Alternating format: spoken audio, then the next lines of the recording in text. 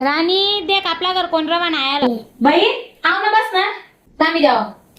असा लोका स्वतःनु घर बरबाद करतस करतस जे ठेवतस तीच बी घर बरबाद करतस तू सांग तार बेन मी ठेवू शकते असू का बा असं म्हणते ताई तिनं स्वतःनु घर आहे ना बेन यान का बरं येईन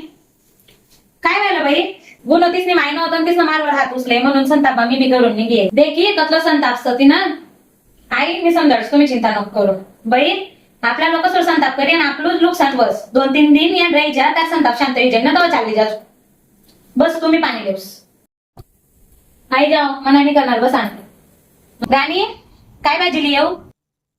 या संध्याकाळी आवतीन तेव्हा लिहावतीन ना आपलं सगळं सुद्धा जेवण विचारलं तारबेन संताप मानी गेलं घरून खायला का नाही खायला बरं ठीक चाल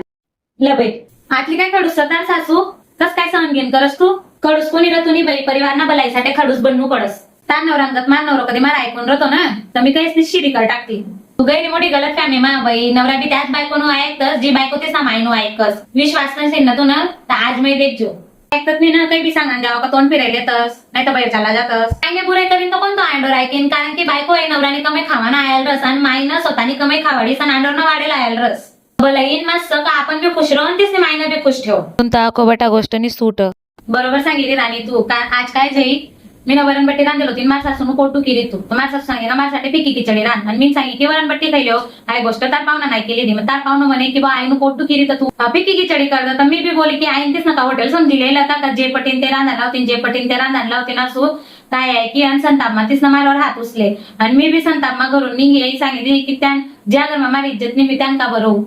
सगळे गलती तारी येत बैतीन मा का ब तुला वरण भात मान खिचडी मा फरक मी समजतो का फरक समजच बाई दुसऱ्यांघरमा बिन स्वतःघरमा बी फरक समजी गे म्हणा आता स्वतःघरमा माणूस वागीन सारखं रसन दुसऱ्यांघरमा मांजर बनी बिरो ना तरी सहन होतो नी